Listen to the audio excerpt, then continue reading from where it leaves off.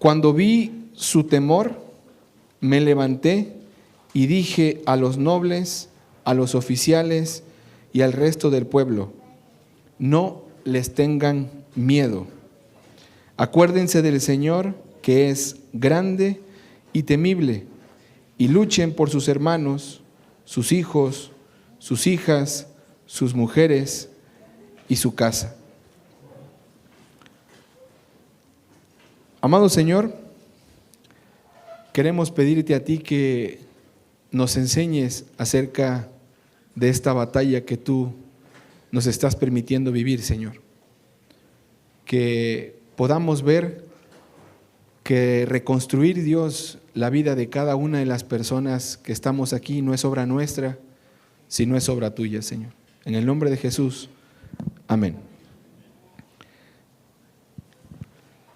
Nehemías se encuentra en un contexto de reconstrucción. Nehemías se encuentra en un ambiente en el que está reedificando una ciudad, y esto es difícil de hacer.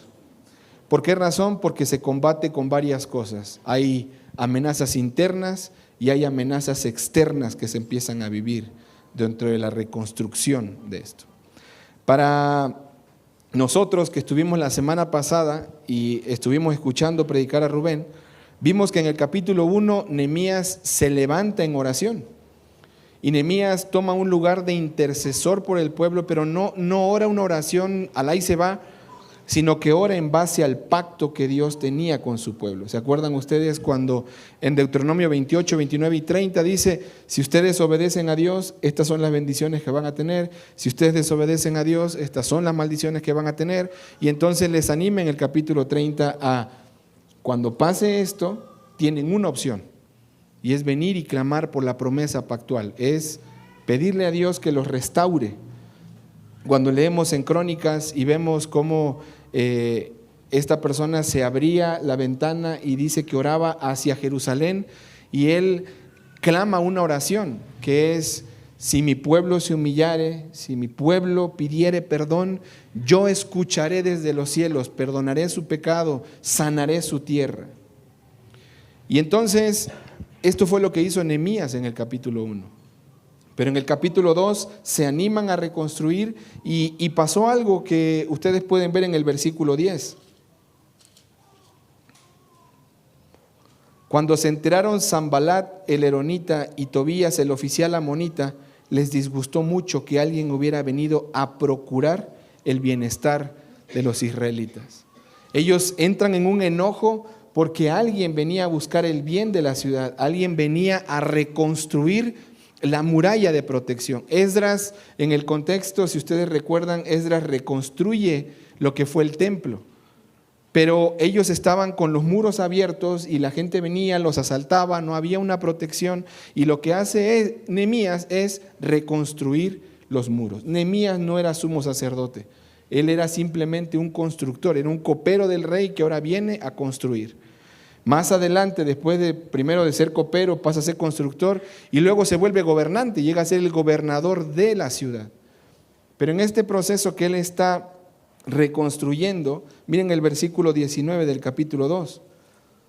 Cuando se enteraron Sanbalat el eronita, Tobía el oficial amonita y Gesem el árabe, se burlaron de nosotros, nos despreciaron y dijeron: ¿qué es esto que están haciendo? ¿Se están rebelando contra el rey? Aquí estamos viendo nosotros que hay una oposición que se está levantando. Hay un grupo de personas que se están poniendo a burlarse, criticarse, enojar. ¿Por qué? Porque vino uno que buscaba el bienestar de la ciudad.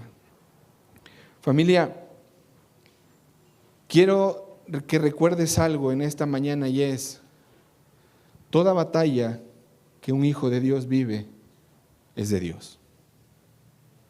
Es algo que debe de grabarse en tu mente. Toda batalla que un hijo de Dios vive es de Dios. Eso es lo que nosotros vemos ahora en Nehemías capítulo 3, porque ahora están reconstruyendo las puertas. Y cuando empiezan a reconstruir las puertas, ellos están animados, están unidos, están luchando por querer una reconstrucción, pero sucede algo en el capítulo 4, y es: sube la oposición. La oposición ahora ya no solamente es verbal, burla, crítica, sino que sube de nivel ahora a una amenaza de agresión física. Y dicen: vamos a entrar y los vamos a conquistar. Vamos a entrar y los vamos a tocar por todos lados. Ahora, permíteme recordarte que Sanbalat y Tobías estaban junto con otro pueblo que eran los samaritanos. ¿Quiénes eran los samaritanos? Enemigos del pueblo de Dios. Entonces, esta oposición es algo que se va levantando. Yo te hago una pregunta a ti en esta mañana, y sería bueno que la pensáramos en el tiempo de Iglesia en Casa. Si imaginaran un proyecto de construcción en su ciudad en el que pastores, sacerdotes católicos, líderes de otros movimientos como mormones, testigos de Jehová, se juntaran junto con dueños de negocios, junto con adolescentes, junto con mujeres y junto con el presidente municipal y el gobernador de la ciudad donde vives, ¿te imaginas un proyecto así? No nos pasa por la mente. Pues eso es lo que está sucediendo aquí. Aquí tenemos a Nehemías juntándose con el sacerdote que era Eliasib, y qué curioso que la palabra Eliasib significa Dios restaura. Y están restaurando una ciudad, pero se levanta la oposición. Amado, la obra de Dios es transformar personas rotas. Grábate eso. Nosotros no estamos en el contexto de Nehemías reconstruyendo una ciudad. Nosotros estamos en el contexto del reino en el cual Jesús está queriendo restaurar personas rotas. Pablo mencionó en Corinto que de lo vil, lo menospreciado, de aquello que no servía, fue lo que escogió Dios para avergonzar a los sabios. Tú y yo, dime quién de este lugar no viene con una vida rota. Dígame a cuántos de nosotros no hemos sufrido muchas cosas desde la infancia. No sé si abuso sexual de parte de un primo, tío, no sé. No sé si sufriste violación por alguna situación. Yo no sé si en tu contexto en el cual tú vienes y en el cual el Señor te llamó, vienes con una vida destruida y rota.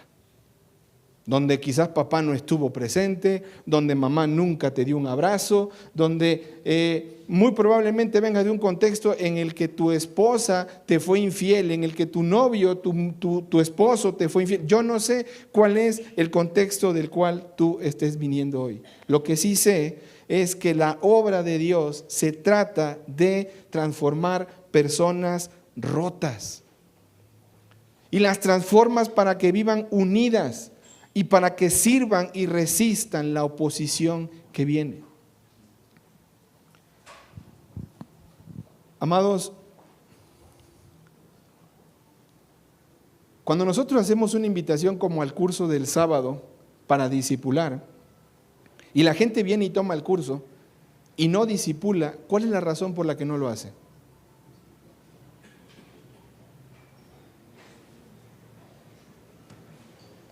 Porque es muy difícil que alguien que no ha sido restaurado restaure a alguien. Quiero meterme en el plano de la obra de Dios es restaurar personas. Familia, nosotros, como cualquier otra persona en el mundo, venimos de un contexto destruido. Pero nosotros vemos gente que se levanta para reconstruir, como en el ejemplo que ahora vamos a ver. Si me acompañas ahora sí, Nehemías 4, versículo 1 al 3. Cuando Sanbalat se enteró de que estábamos reedificando la muralla, se enfureció y se enojó mucho. Y burlándose de los judíos, habló en presencia de sus hermanos y de los ricos de Samaria y dijo, y él lanza 6 preguntas. ¿Qué hacen estos débiles judíos? ¿La restaurarán para sí mismos? ¿Podrán ofrecer sacrificios? ¿Terminarán en un día? ¿Harán revivir las piedras de los escombros polvorientos aún quemados? Tobías el amonita estaba cerca de él y dijo: aún lo que están edificando, si un zorro saltara sobre ello, derribarían su muralla de piedra. ¿Sabes? En la obra de Dios, Él te hace una invitación. Yo te quiero recordar cuando el Señor Jesús dice en Mateo 28, toda potestad me ha sido dada en el cielo y en la tierra. Pero, Él continúa, vayan ustedes y hagan discípulos. Vamos a ver ahora a un Nehemías que está reconstruyendo una ciudad. Y de repente ya la gente se animó, ya la gente armó las puertas, ya levantaron la muralla hasta la mitad, y ahora de repente viene Sanbalat, Tobías y todo este séquito que tenía de amigos y se burlan del pueblo, se burlan de la obra que está haciendo. Dime, ¿no se te hace tan parecido como aquella vez en la que parece que tú estabas avanzando en el llamado que Dios estaba haciendo de sumarte a su obra, de ir y hacer discípulos, y lo primero que hace es levantar oposición? Por ejemplo, tal vez tú te has convertido recientemente al cristianismo y de repente la vida te parece muy hermosa, pero llega una oposición y se te hace difícil. ¿Sabes? Eso es porque te has convertido en un objetivo. Cuando tú le dices al Señor, yo quiero participar en tu obra de restaurar personas, lo primero que va a hacer Dios es restaurarte a ti. Y eso te convierte en un objetivo de Dios, que Él te restaure a ti, pero a la vez en un objetivo del mismo diablo para destruir. Entonces, lo que Dios empieza a querer hacer en ti, lo que va a hacer el enemigo también es ¿qué? Detenerlo, frustrarlo. ¿Cómo lo hace? Por medio de la oposición. La pregunta no es si Dios nos va a usar. Es obvio que Dios lo va a hacer, te va a usar. Tampoco la pregunta es si vamos a experimentar o no oposición, porque la vamos a experimentar. El Señor Jesús dijo, en el mundo encontrarás aflicción. La verdadera pregunta que surge cuando vemos esto que está pasando en Nehemías es, ¿qué vamos a hacer cuando surja la oposición? ¿Qué haces cuando hay oposición?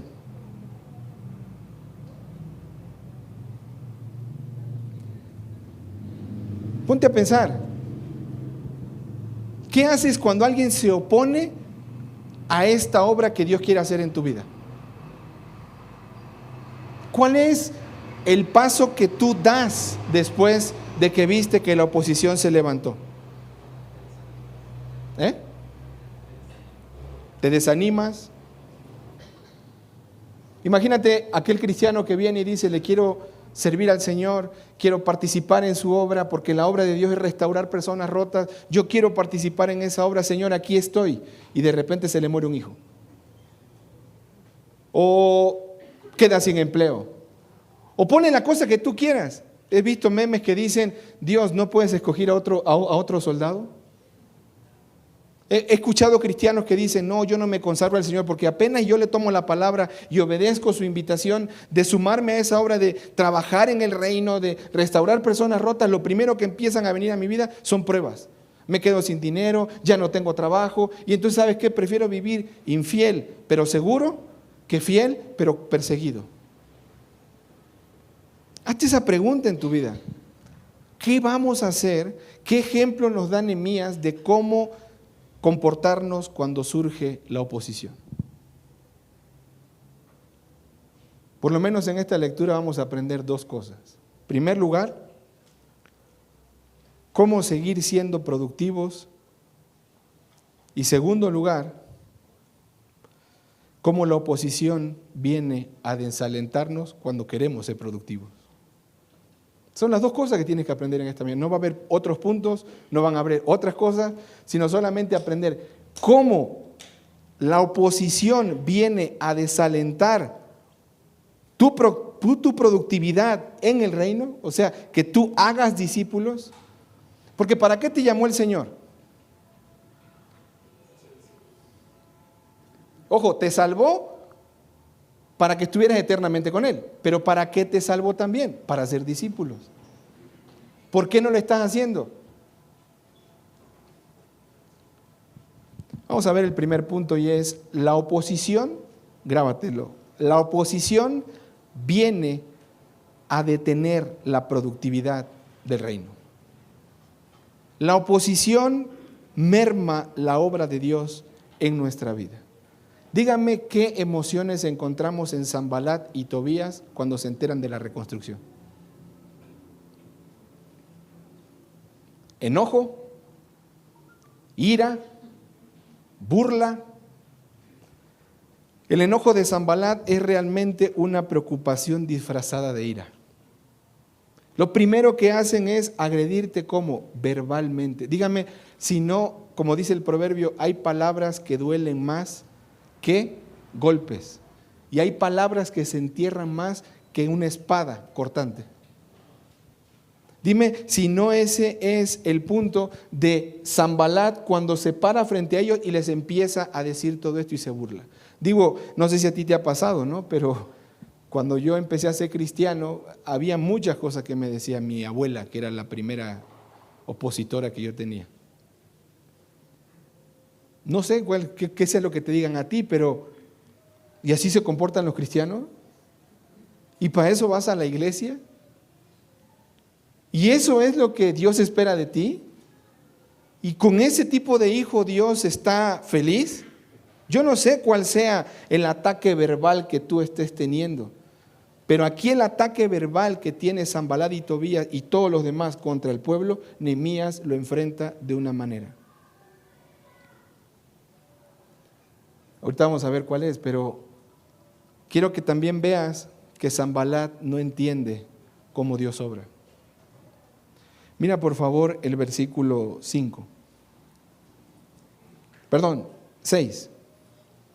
Y edificamos la muralla hasta que toda la muralla estaba unida a la mitad de su altura, porque el pueblo tuvo ánimo para trabajar. Cuando Sanbalat, Tobías, los árabes, los amonitas y los de Asdod se enteraron que continuaba la reparación de las murallas de Jerusalén, que las brechas comenzaban a ser cerradas, se enojaron mucho. Y todos ellos conspiraron juntos para venir a luchar contra Jerusalén y causar disturbio en ella.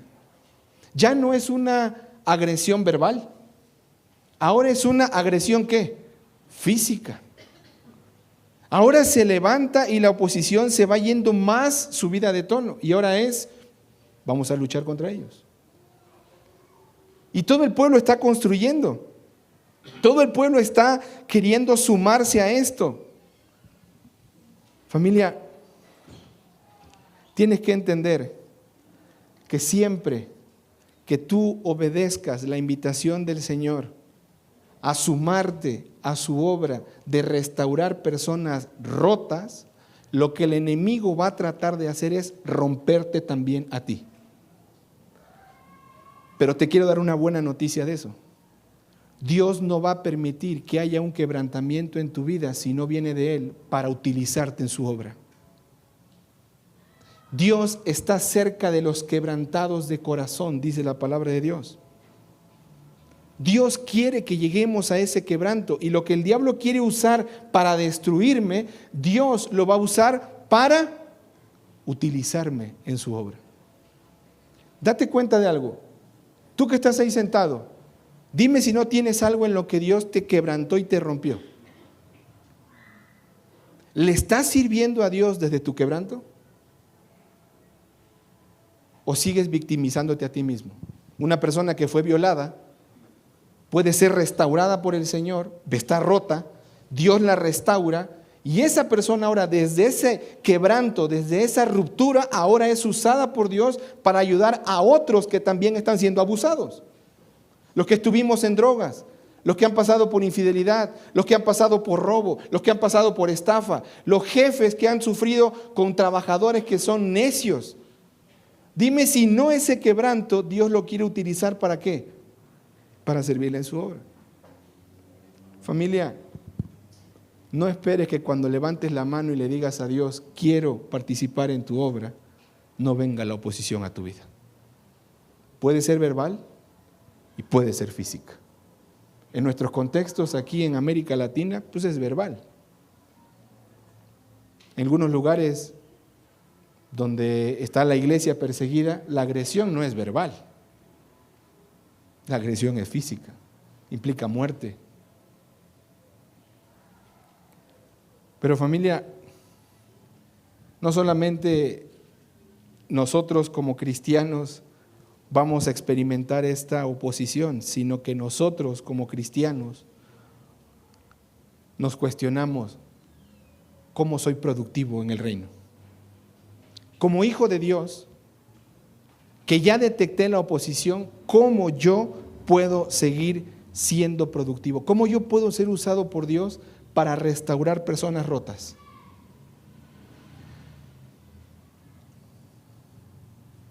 Cuando piensas que la batalla es tuya, no va a haber muchas respuestas. Pero cuando sabes que la obra y la misión es de Dios, hay una sola. ¿Y sabes cuál es? Mira lo que dice el versículo 4.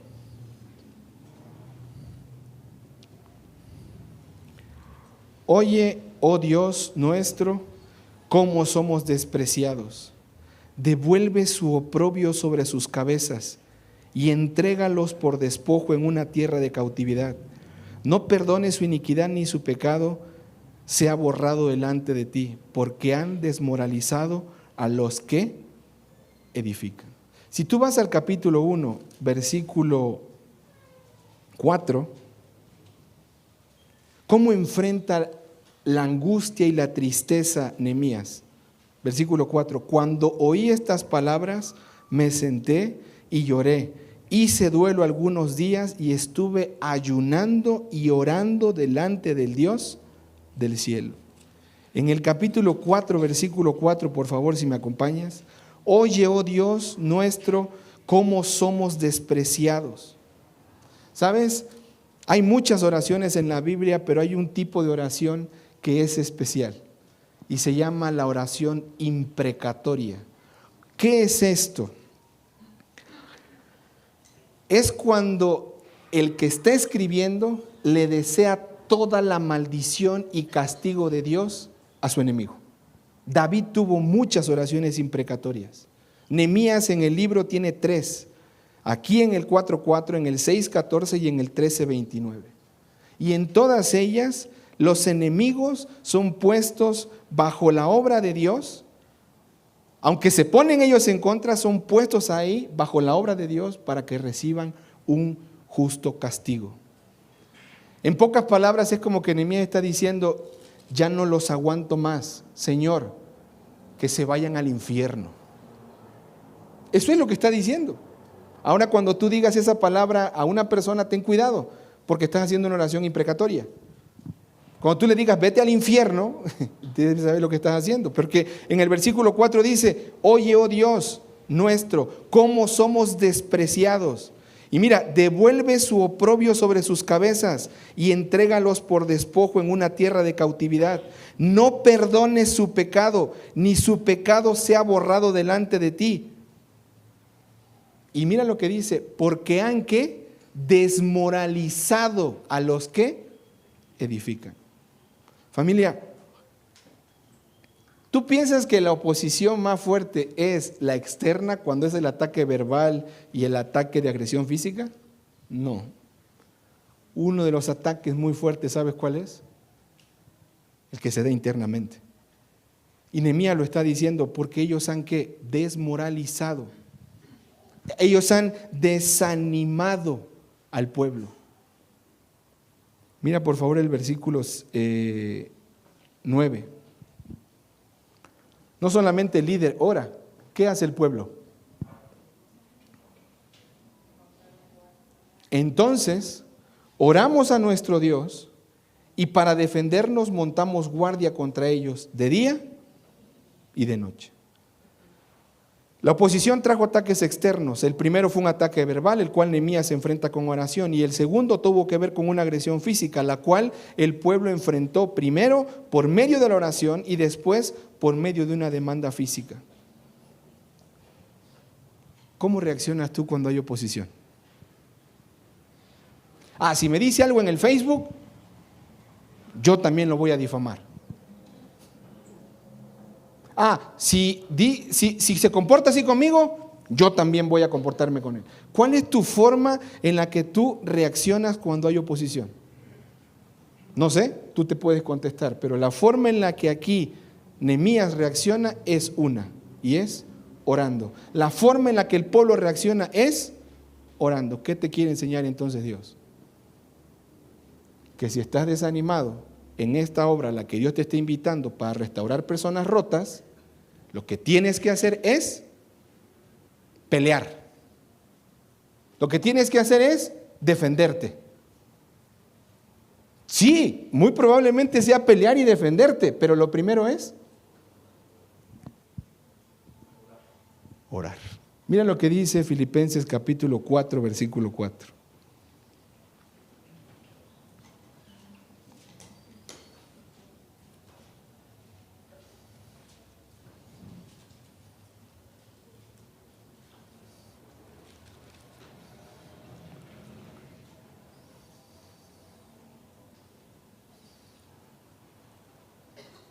¿Lo tienen? Regocíjense en el Señor siempre. Otra vez les diré, regocíjense. La bondad de ustedes sea conocida delante de todos los hombres. El Señor está cerca. Por nada estén afanosos. Antes bien, en todo, mediante oración y súplica, con acción de gracias, sean dadas a conocer sus peticiones delante de Dios. Y la paz de Dios, que sobrepasa todo entendimiento, guardará sus corazones y sus mentes ¿en qué? En Cristo Jesús. ¿Cuál es la solución cuando estás ansioso? ¿Cuál es la solución cuando estás preocupado? Orar. En la versión Nueva Traducción Viviente dice, no te preocupes por nada, mejor ora por todo. Familia, pero no siempre nos mantenemos con el mismo ánimo. Y ahora vemos la segunda oposición que se levanta. Por favor, mira el versículo 10. Pero se decía en Judá, desfallecen las fuerzas de los cargadores y queda mucho escombro. Nosotros no podemos reedificar la muralla. Y nuestros enemigos decían, no sabrán ni verán hasta dónde vamos a entrar en medio de ellos, y los mataremos y los matemos y hagamos cesar la obra. Así que cuando los judíos que habitaban cerca de él vinieron y nos dijeron 10 veces, subirán contra nosotros de todo lugar a donde ustedes se vuelvan, entonces lo que hice fue poner hombres en las partes más bajas del lugar, detrás de las murallas y en los sitios descubiertos. Aposté al pueblo por familias con sus espadas, sus lanzas y sus arcos. Cuando vi su temor, me levanté y dije a los nobles, a los oficiales y al resto del pueblo, no les tengan miedo. Acuérdense del Señor, que es grande y temible, y luchen por sus hermanos, sus hijos, sus hijas, sus mujeres y sus casas. Familia, cuando los ataques llegan, tengo un método, tengo una forma, un recurso crucial, la oración. Pero familia, cuando el desánimo interno se manifiesta, ¿sabes qué es lo único que puede funcionar? ¿Qué le dice Nehemías al pueblo cuando escucharon esta amenaza? Ustedes son hijos del rey, van a poder luchar. ¿Qué les dijo Nehemías? Ustedes todo lo pueden en Cristo que les fortalece. No. Él les dice una sola cosa: acuérdense del Señor, que es grande y es temible. Familia, ¿sabes dónde se citó este mismo verso? En Deuteronomio capítulo 1, versículo 29 y 30. Cuando Moisés está enviando al pueblo a reconocer una ciudad, manda 2 espías, dentro de ellas Josué y Caleb, regresan de allá todos desanimados diciendo es que la ciudad es grande, es que tienen esto y es que las armas, y Josué y Caleb dijeron vamos. Y Moisés dice que tuvo que hablar con ellos y decirles, acuérdense del Dios que los libró de los egipcios, acuérdense del Dios que hizo que el mar se los tragara. Y ahora Nehemías le está diciendo al pueblo, ¿están desanimados? ¿Tienen miedo? Porque como dicen vulgarmente los chavos, bueno, decían, ya hoy los chavos ya no dicen eso. Le cantó el tiro. ¿Qué significa esto, adolescentes? Que le dijo, te voy a golpear. Lo amenazó, voy a conquistarte. ¿Y ellos cómo reaccionaron? Se desanimaron. Familia, no está mal desanimarnos, es normal. No te sientas mal cuando el diablo viene. Jesús se lo dijo a Pedro, ¿no estás viendo que el diablo te ha pedido para sacudirte como al trigo? No está mal desanimarte. Al contrario, qué bueno que te desanimaste porque tú te diste cuenta que tú no podías en ti. Nehemías le dice, no tengan miedo, acuérdense del Señor. ¿Sabes algo? Te has estado enfocando tanto en tu propia debilidad o en tu propia fuerza, en tus propios miedos, en tus propias limitaciones. Pero Nehemías no le dice nada de esto. Nehemías le dice, acuérdate del Señor, porque ¿qué? Él es grande y temible. ¿Tú lo ves así? ¿Grande y temible?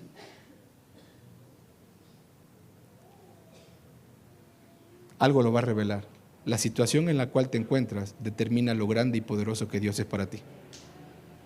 Si estás ahí postrado, estás ahí tirado y estás desanimado, para ti Dios es pequeño.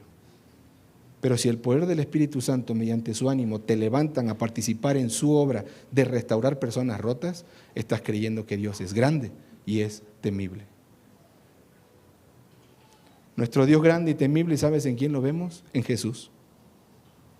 A Él necesitamos rendirnos y entregar todas nuestras vidas, no cediendo al miedo ni poniendo otras cosas en lugar de Dios, sino luchando por su gloria, porque acordarse del Señor, que es grande e imponente, es lo que me llama a ser Nehemías. No hay nadie más poderoso que Él y no hay nadie que nos ame más que Él. Así que es en Él de quien encontramos nuestro propósito, no es en el trabajo. No es en el prestigio, no es en la música, no es en el dinero, no es en nuestras familias mismas, sino todo está en Dios, en Cristo, en el Rey de Reyes y el Señor de Señores. Entonces, luchar por esas otras cosas, donde quiera que esté tu oportunidad, la vas a tomar. ¿Sabes por qué? Porque Él es tu fuerza. Familia, no sé qué te esté llevando a desanimarte, a estar ahí postrado. Pero yo te quiero recordar lo que te dije al principio. La obra de Dios es transformar personas rotas para que unidas en Cristo sirvan y resistan la oposición para su gloria. La obra de Dios está abierta y Jesús te hizo la invitación. Por tanto, ve y haz discípulos, porque toda potestad y toda autoridad me ha sido dada en el cielo y en la tierra. Por eso ve.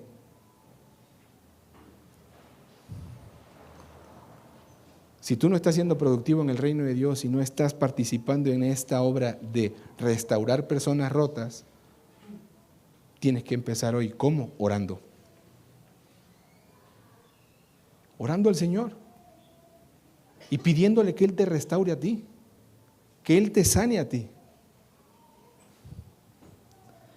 Por años, creo que me duró 39 años mi duelo, pero yo no le toleraba a Dios que hubiera matado a mi mamá.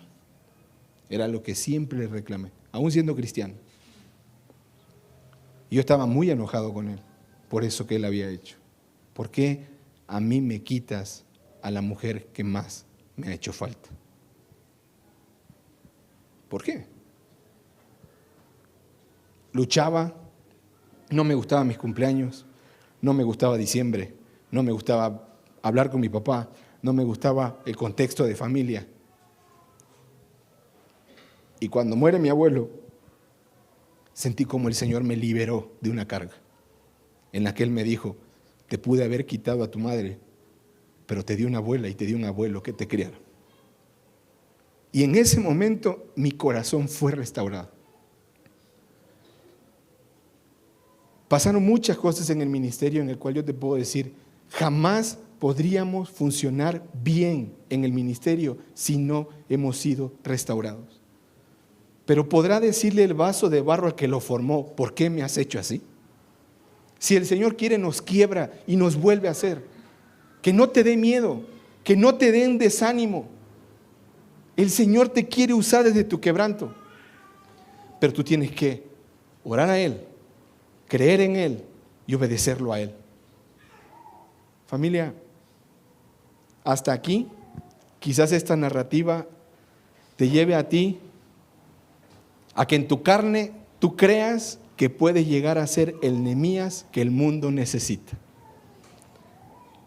Pero esto no es así. Cuando leemos a Nehemías nosotros, estamos encontrándonos con un tipo, alguien que nos ilumina a una figura del verdadero intercesor. Quiero que veas por favor Romanos 8:34.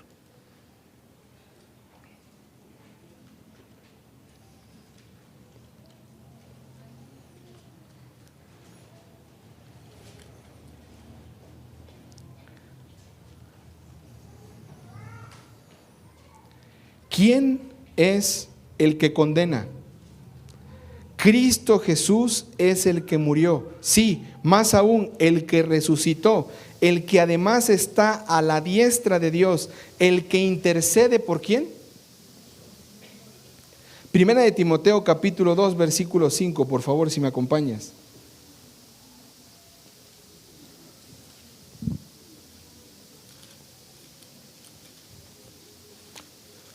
Me llama la atención cómo algunos dicen, pues hay que hablar con la mamá de Jesús para que nos haga el paro con el Señor, porque... Y mira lo que dice 1 Timoteo capítulo 2, versículo 5. Porque hay un solo Dios y también hay un solo mediador entre ¿quién? Entre Dios y los hombres. Y este es Cristo Jesús, hombre, quien se dio a sí mismo en rescate por todos. Familia, mira por favor ahora Hebreos capítulo 7, versículo 23.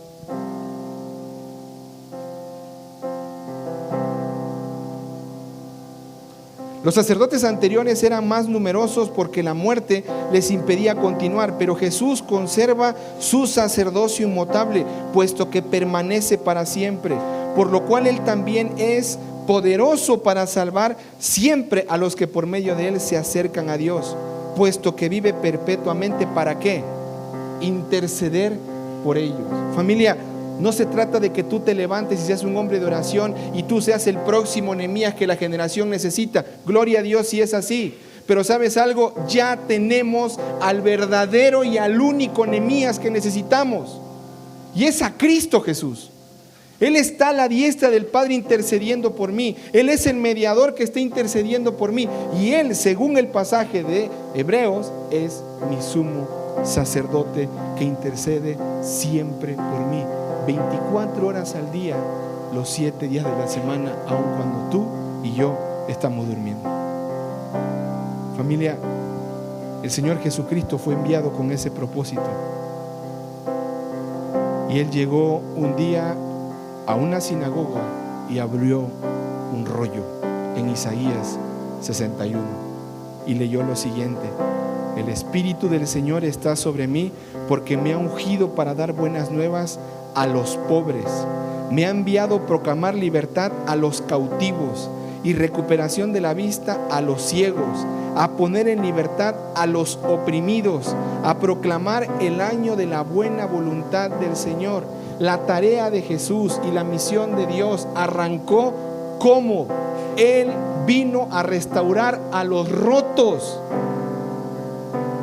Él vino a restaurar a los oprimidos, a los pobres, a los ciegos. Ese fue su ministerio. ¿Y sabes qué? Él lo logró. Porque aún Él nos muestra cómo enfrentar o prosperar frente a la oposición. Él fue un objeto de burla. Él fue expulsado de su ciudad natal. Él fue interrogado por los religiosos. Él fue acechado por sus enemigos. Se hicieron intentos para tenderle trampas. Tenía un buchón, un topo, como le dicen los colombianos, un lengua floja, un traidor en su mismo círculo íntimo. Fue abandonado por sus allegados, acusado de un delito que no cometió, pero a lo largo de la experiencia de oposición de Jesús, su carácter permaneció intacto. y continuó haciendo lo que Dios le había llamado a hacer sin inmutarse. Enseñó a la gente, hizo discípulos, curó enfermedades, oró por la gente que le odiaba, se encomendó a aquel que juzga con justicia. Y en la cruz, al final de su muerte, dijo: Padre, perdónalos porque no saben lo que hacen. No te está pidiendo que te levantes y seas el próximo Nehemías. Te está pidiendo que te arrodilles delante del verdadero Nehemías, que es Cristo Jesús. Porque Él vino a ti a restaurarte, a darte libertad, a darte vista, y te quiere usar para llevar a otros al mismo objetivo. La obra de Dios es restaurar personas rotas. Si somos honestos, tú y yo, ¿sabes quién somos en este pasaje? Sanbalat y Tobías, sus enemigos. Pero la obra de Cristo nos volvió de enemigos a hijos. Familia, esta batalla no es tuya. Esta batalla es del Señor. Deja de pelearla en tus fuerzas, porque no vas a poder. Ríndete al que vino y dio su vida por ti, al verdadero Mesías.